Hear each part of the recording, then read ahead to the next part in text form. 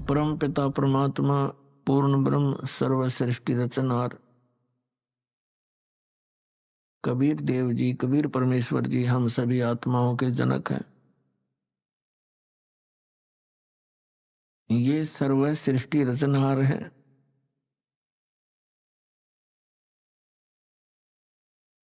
और हम सभी प्राणी जितने भी काल के इस लोक में हम फंसे हुए हैं, ये सभी जीव उसी परमात्मा के अंश हैं।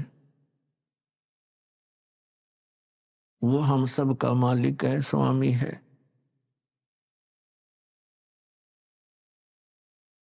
पुण्यात्माओं, सौभाग्य आपका मनुष्य जीवन ऐसे समय में है जिस समय परमात्मा ने इस यथार्थ ज्ञान के प्रचार का आदेश दे दिया।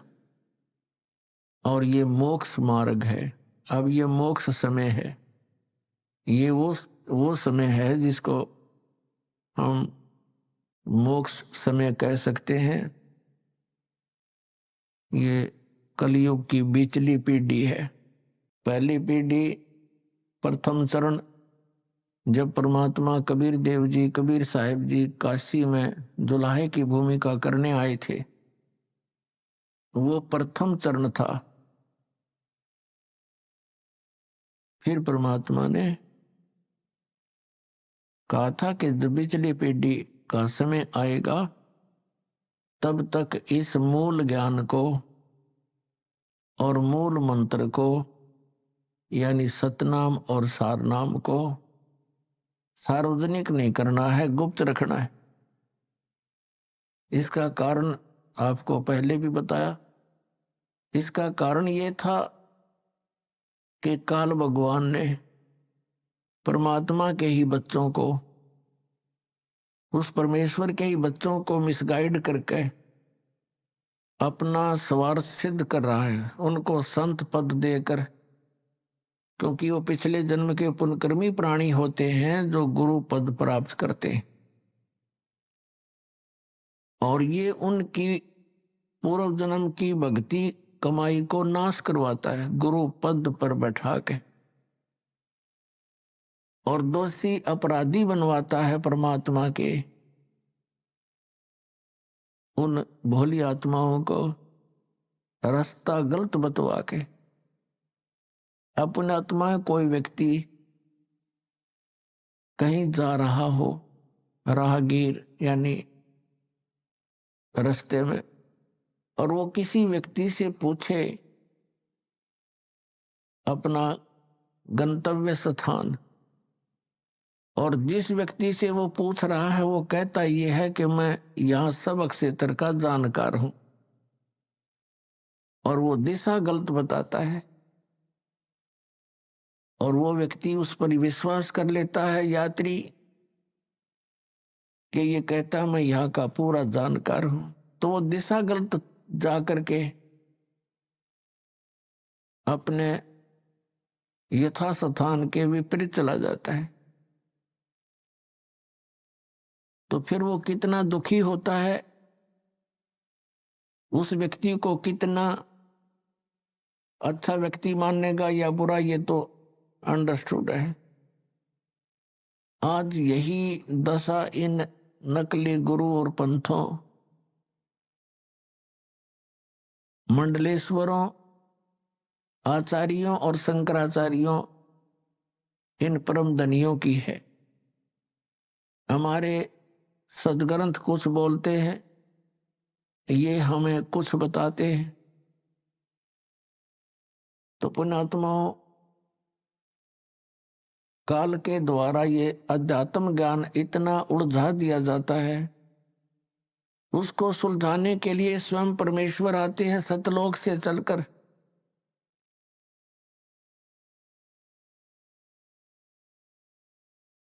तो वो परमात्मा आज से 600 वर्ष पहले काशी शहर में सन 1398 से और सन 1518 तक 120 वर्ष रहकर इस अध्यात्म ज्ञान का वर्णन किया करते थे, सुनाया करते थे। लेकिन हमारे पूर्वज अशिक्षित थे, जिस कारण से हम परमात्मा के इस यथार्थ ज्ञान को ग्रहण नहीं कर पाए। क्योंकि हमारे जो धर्म गुरु थे वो संस्कृत भाषा के विद्वान माने जाते थे और वो चारों वेदों को कंठस्थ याद भी रखते थे, जिस कारण से उनको चतुर्वेदी कहा जाता था। जिसने 3 वेदों को कंठस्थ याद कर लिया वो त्रिवेदी कहलाता था। जो 2 वेदों को याद करके कंठस्थ याद करते थे, रखते थे, उनको दिव्यवेदी कहते थे। और उनको उन वेदों का कख नहीं पता, ना पुराणों का ज्ञान हमारे धर्मगुरुओं को। तो उस समय परमात्मा ने अपना परिचय दिया था कि परमात्मा कौन है, कैसा है, वो क्या किया करता है।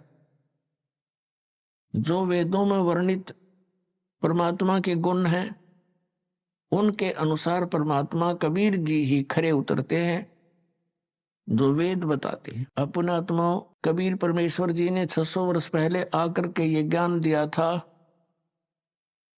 कि तुम यहाँ के रहने वाले नहीं हो, आपका ये निज स्थान नहीं है और यहाँ आप काल के जाल में फंसे हुए हो और आप जन्म और मृत्यु के दीर्घ रोग से ग्रस्त हो।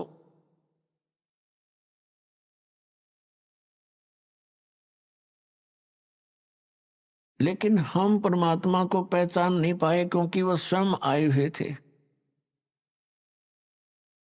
और हम सदग्रंथों से अपरिचित थे। इसलिए हम मार खा गए, हम धोखा खा गए।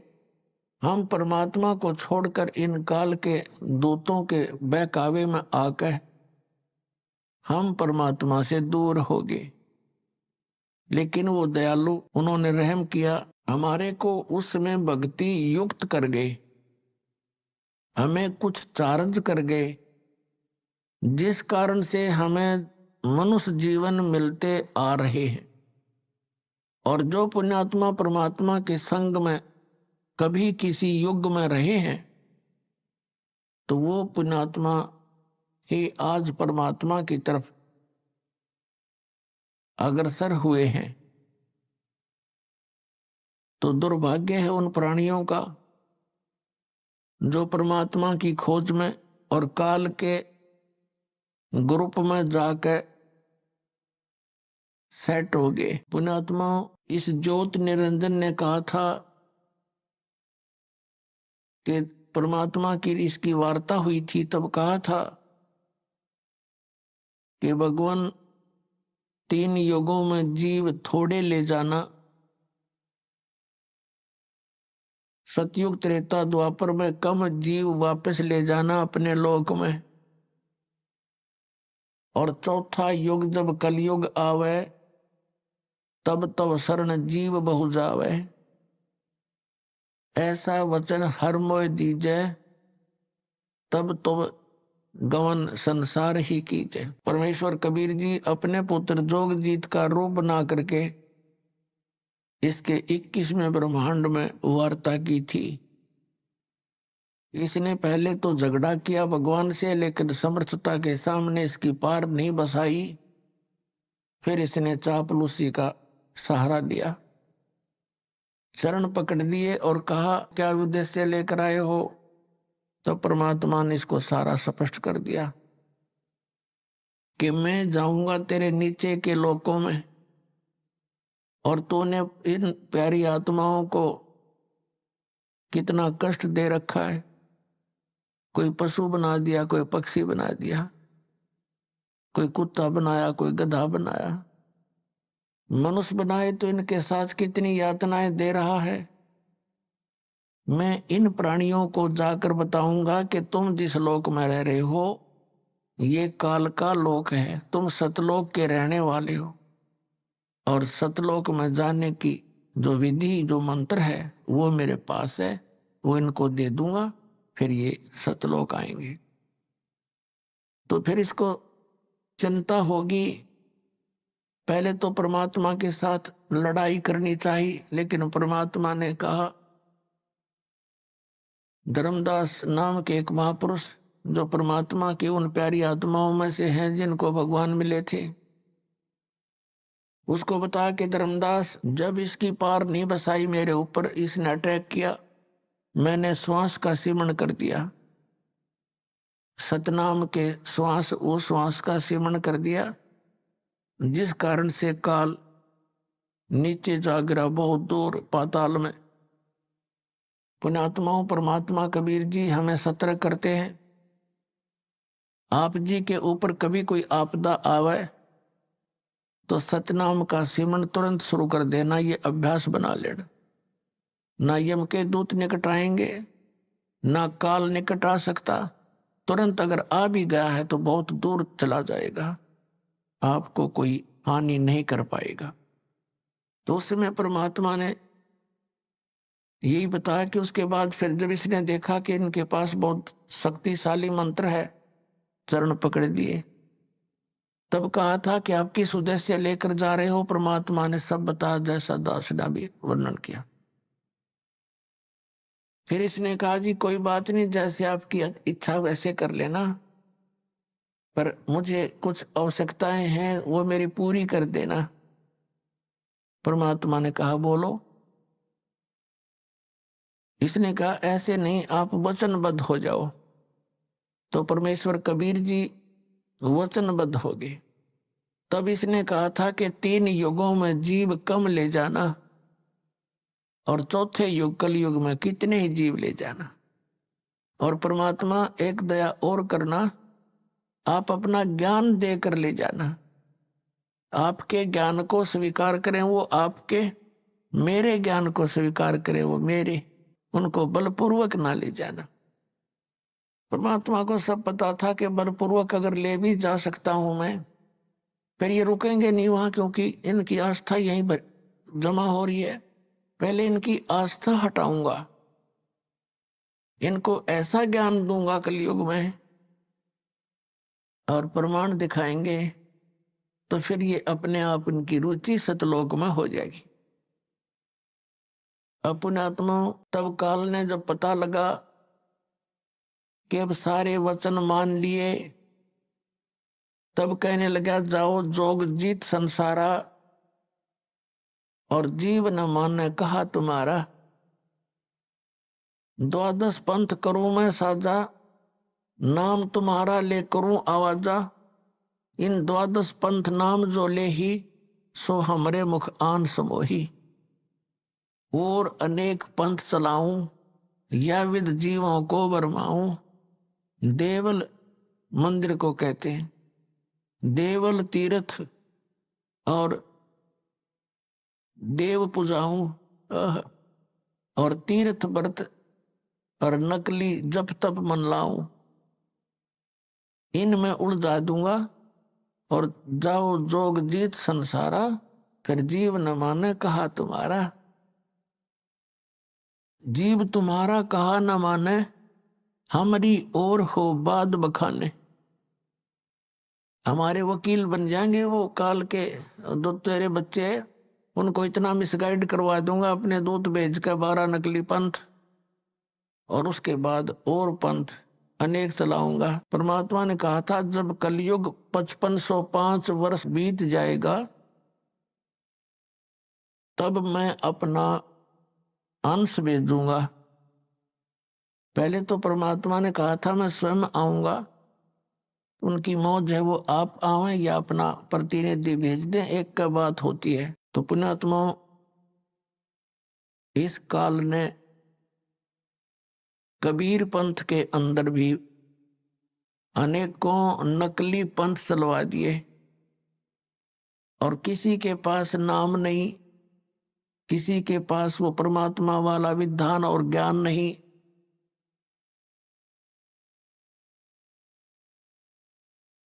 अब एक जैसे ये 12 पंथों के विषय में तो आपको बहुत बार दिखाया है। एक और पंथ है कबीर पंथ के अंदर, जो अपने आप को पारखी बोलते हैं, जो अपने आप को पारखी संत कहते हैं। और वो कबीर परमेश्वर जी को अपने पंथ का यानी कभी इस पारख पंथ का प्रमुख मानते हैं। और वो केवल परमात्मा द्वारा बोली गई वाणी, जिसको एक बीजक ग्रंथ कहते हैं, कबीर बीजक, उस वाणी को ये पारखी संत सत्य मानते हैं। और कहते हैं कबीर साहब ने जो वाणी बोली है ये सारी सच्ची है, जो बीजक में लिखी है। अपने आत्माओं, अब ये यथार्थ ज्ञान परमात्मा के बच्चों तक पहुंच रहा है। इस चैनलों के माध्यम से, सीडी के माध्यम से, पुस्तकों के माध्यम से। और ये भी प्रमाणित हो रहा है क्योंकि बुद्धिमान समाज है। आज कोई बालक नहीं, अभी तक इन पुण्यात्माओं को ये पता ही नहीं लगा था कि जिनको हम संत मान रहे हैं ये संत नहीं असंत हैं। ये तो आपसे भी नीचे स्तर के ज्ञान के व्यक्ति थे, क्योंकि इन्होंने वो भक्ति भी छुटवा दी जिससे थोड़ा बहुत लाभ मिलना था। जैसे घर घर में जोत जगाई जाती थी जो हवन यज्ञ का काम करती थी। इन राधा स्वामी पंथ, धन धन सतगुरु पंथ वाला ने, जय गुरुदेव पंथ वाला ने वो भी बंद करवा दी। और क्या कहते हैं, हम तो अंदर ज्योति देखेंगे, अंदर देखेंगे, अंदर की ज्योत जलाएंगे। ये खाक ज्योत जलावेंगे, ने पांचों नाम काल के जाप करें और गुमराह किए बैठे सतलोक जान की बात करें। है तेरा गजब भैया। अपनात्मा, इस काल ने एक नहीं कई शिकंजे कस रखे हैं, कई फांस बांध राखी है प्राणी के। अब इस ज्ञान से, सत्संग से पुण्यात्माओं को जो सत परमात्मा की खोज में लगे हुए हैं उनको ये तो विश्वास हो चुका है, लगभग हो जाएगा नहीं तो ज्ञान सुनने से, कि कबीर इज गॉड, कबीर परमात्मा है, सतपुरुष है। सारे प्रमाण दास ने दिखा दी। अब क्या समस्या आवेगी आपके समक्ष कि भाई यदि कबीर साहब ही भगवान हैं तो फिर आम जनता, जन साधारण के मन में, भोले भालों के मन में ये बात मन में आवेगी कि भाई सबसे पुराना कबीर पंथ में कौन सा स्थान है, हमारे किया और बीमारी है। हम सबसे पुराने नर बहुत उसको महत्वपूर्ण मानते। तो पुण्य आत्माओं, अब भोली आत्मा उन कबीर पंथ के, उन नकली संतों के जाकर फंसना जा, इसलिए अब थोड़ा सा ये सतर्क और करना पड़ेगा। एक हमारा सेवक बना सन 1998 में, और उसको ज्ञान हो गया कि कबीर साहब परमात्मा है दास के प्रमाणों से। तो उसके अंदर काल ने के प्रेरणा भर दी। अब कबीर साहब तो भगवान है ही, ये तो अंडरस्टूड हो गया। बुद्धिमान बच्चा था, लेकिन ये घनी बुद्धिमान, घना जो चतुरता है इस मार्ग में हानिकारक भी होती है। तो उसके मन में क्या दोष आया जो दास ने अभी बताया। उसने सोचा जब कबीर साहब ही भगवान है और गुरुजी इस दास के बारे में सोचा, ये तो अभी सन 1994 से नाम देने लगे हैं और ये तो बहुत नए से हैं, और कहीं ऐसा ना हो उन पुराने आश्रमों में उनके पास तो बहुत ही यथार्थ ज्ञान मिलेगा। तो उसने इस दास को इस अपनी जो उसने धारणा बना रखी थी परिचित नहीं होने दिया। और कहा जी ऐसे ऐसे हमारी इच्छा है कि कबीर बट देख कर आवे, बांधवगढ़ का वो स्थान देखें जहां धर्मदास जी हुए हैं। मैंने कहा चलो भाई देखाते हैं। संगत थोड़ी थी, थोड़े ही भक्त बने थे। 2000 में, सन 2000 में फिर हम कहाँ गए, कबीर बट है एक, कबीर बट ये गुजरात स्टेट में भरूच एक शहर है। भरूच शहर से 12 किलोमीटर की दूरी पर एक मंगलेश्वर गांव है। मंगलेश्वर गांव के पास एक शुक्ल तीर्थ नाम का पहले एक गांव था, और उसमें जीवा दत्ता नाम के 2 ब्राह्मण भाई रहते थे, और वो परमात्मा के शिष्य हुए थे। उन्होंने ज्ञान सुना कि अभी पूर्ण गुरु के बिना मोक्ष नहीं हो सकता। दोनों भाइयों ने विचार विमर्श किया कि अभी हम जिस भी संत के ज्ञान विचार सुनते हैं हमने तो वो पूरा दिखाई देता है, अब हम कैसे निर्णय करें कि कौन सा पूरा है और कौन सा अधूरा है। तो उन्होंने अपनी ही सोच के आधार से एक फैसला कर लिया, निर्णय कर लिया कि हम अपने आंगन में एक सूखे वट वृक्ष की टहनी गाड़ेंगे, जैसे पौधा लगाते हैं नीचे गड्ढा बनाकर, और इन महापुरुषों के चरणामृत ला करके चरण धो के और इस टहनी में डालेंगे, और यदि ये हरी होगी तो हम मान लेंगे पूर्ण गुरु है।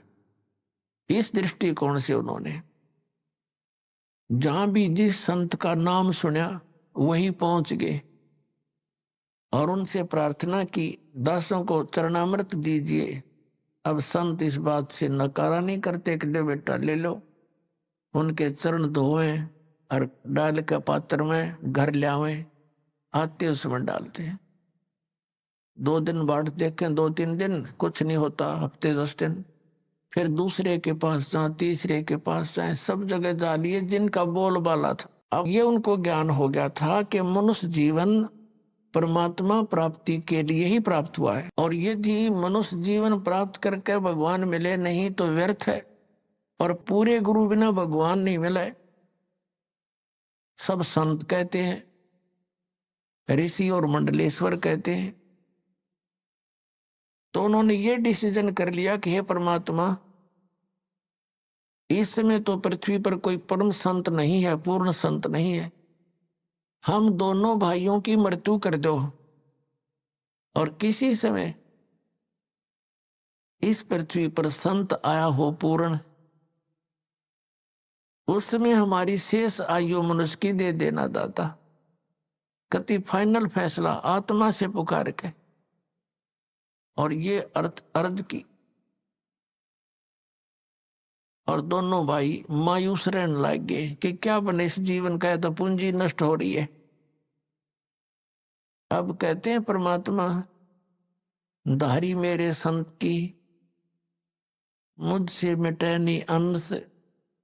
उसी समय हफ्ते 10 दिन के बाद परमात्मा एक जिंदा महात्मा के रूप में उस शुक्ल तीर्थ नाम के गांव में, जिसमें 30-40 घर थे ज्यादा से ज्यादा, पहले ऐसे छोटे छोटे गांव होते थे सभी, तो वहां गली में घूम रहे हैं, और जीवा और दत्ता,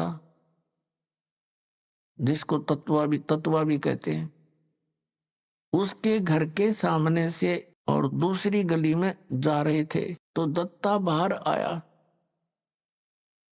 उस दत्ता ने देखा कि एक महात्मा जा रहा है। उसने अपने बड़े भाई जीवा से कहा कि जीवा, एक महात्मा जा रहा है, तेरी आज्ञा हो तो बुला लाऊं। अब जीवा कहने लगा, भाई रहने दे, क्यों जख्म को हरा कर रहा है, क्या करेगा बुला करके। ऐसे ऐसे मंडलेश्वरों को देख लिया, उनके पास कुछ नहीं हुआ, दत्ता ने फिर कहा, भाई मेरी तो इच्छा करती है संत को एक बार बुला लाऊं। जीवा ने कहा, भी देख ले, फिर मैं क्यों तेरी आत्मा को दुखाऊं, बुला ले। इतने में परमात्मा वापस आ गए, जैसे किसी का घर खोज रहे हो। और दत्ता क्योंकि पुण्यात्मा थी, चरणों में मत्था टेका, हे महाराज आपके दास की झोपड़ी है, चरण रखना, आ जाओ यहां, दर्शन देना, कुछ समय विश्राम करो। परमात्मा ने कहा, अच्छा भाई चलो। जाके जैसा भी कोई स्थान था बैठने के लिए दे दिया, कोई पीढ़ा मुड्ढा, परमात्मा बैठ गए। और जीवा कहता है, दत्ता कहाँ जी, वो लाना, साधु के चरण धोवाएंगे। अपनी लाए कोई परात थाली और उसमें पानी डालकर चरण धोए। अब जीवा कहता कि दत्ता ले जा इस जल को, चरणामृत को, और संतों के चरणामृत को गली में नहीं डाला करते, इसको अंदर डाल देना पौधे में। अच्छा जी। अब दत्ता गया आंगन में, और जो ही वो लगा डालने जल, जल डालते डालते ही वो सूखी टहनी जो गलने लगी थी नीचे से, वह एकदम हरी भरी होगी।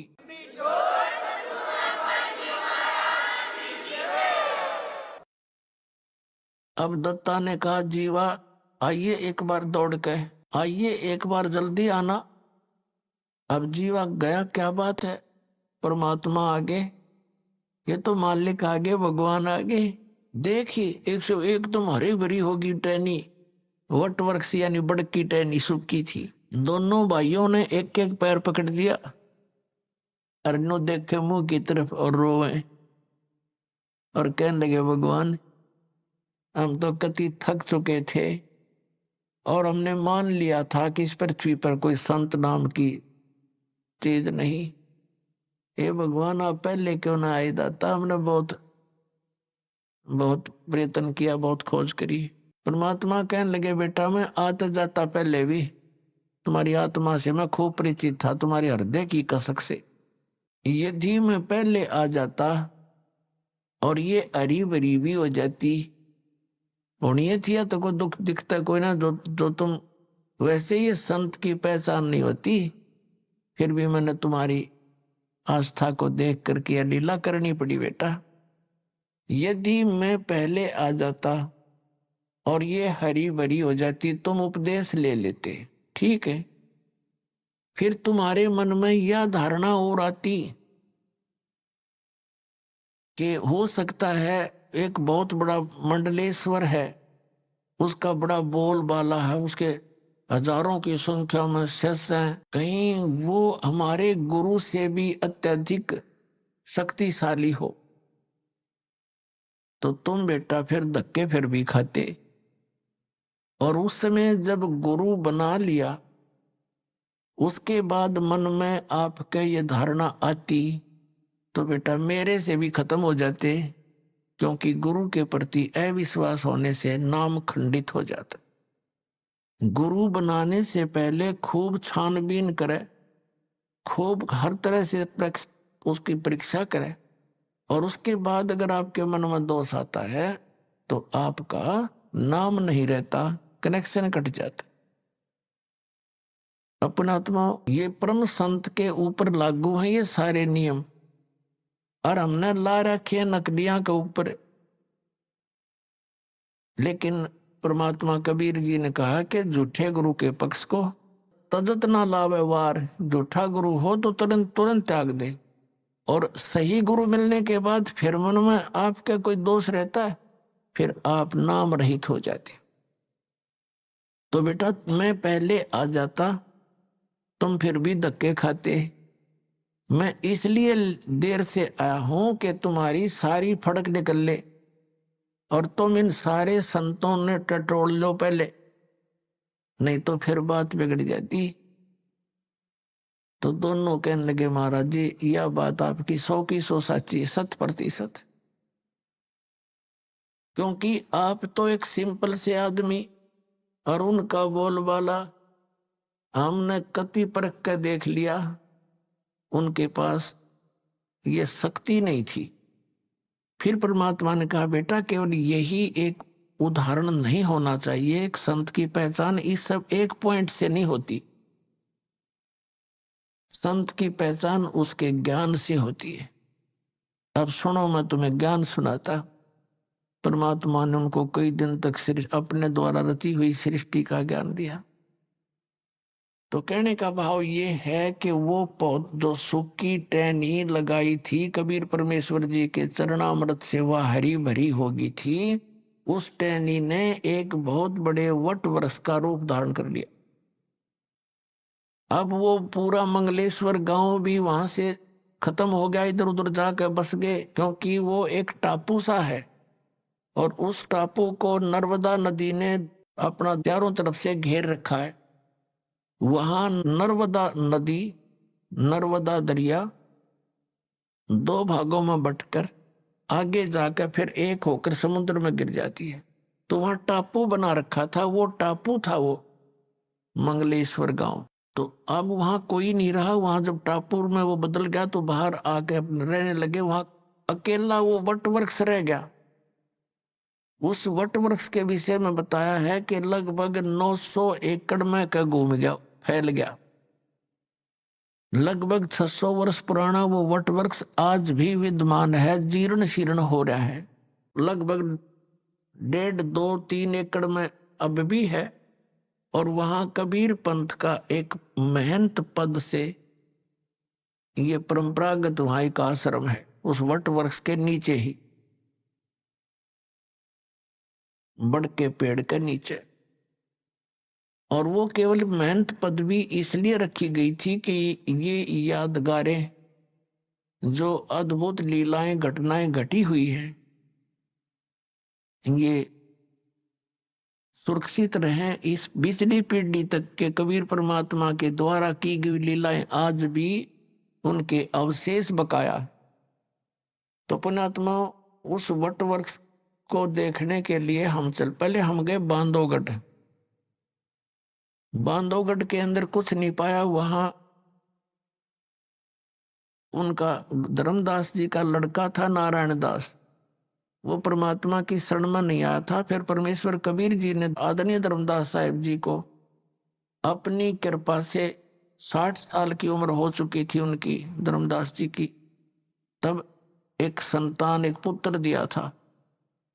उस पुत्र से उसका वंश चला था और उस पुत्र के साथ बड़ा बेटा हमेशा विरोध रखता था, उसके साथ जो है ना झगड़ा रखता था। उसने वहां से छोड़ दिया था बांधवगढ़।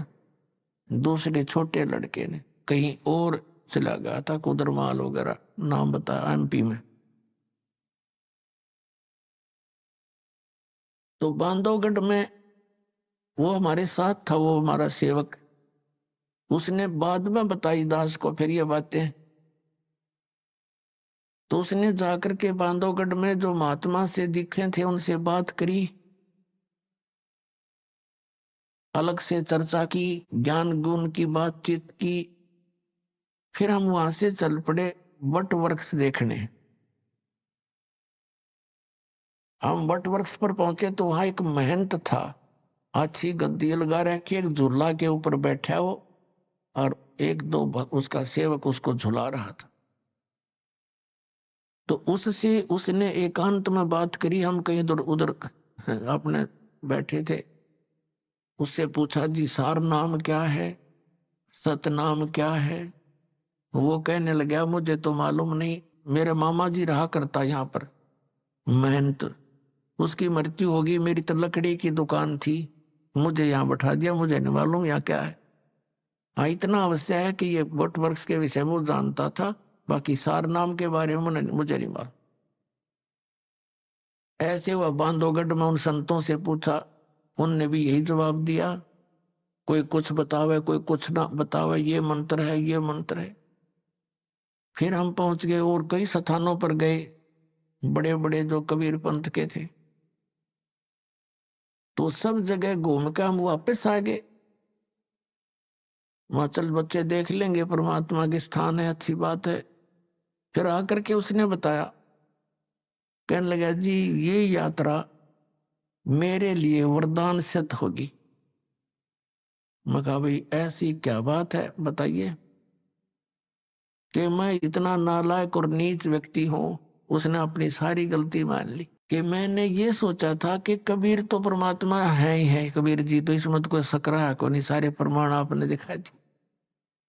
तो मेरा यूं शक था कि जब कबीर जी भगवान है तो इनके पूरे मेथड से कबीर पंथ के जो साधु संत हैं वो तो गर्क पावेंगे, गति सैचुरेट पावेंगे, वो तो परिपूर्ण होंगे। मैं बोला बेटा अगर वो परिपूर्ण होते तो दास न डले ढोंड की क्या जरूरत थी, क्या जरूरत थी संघर्ष करने की।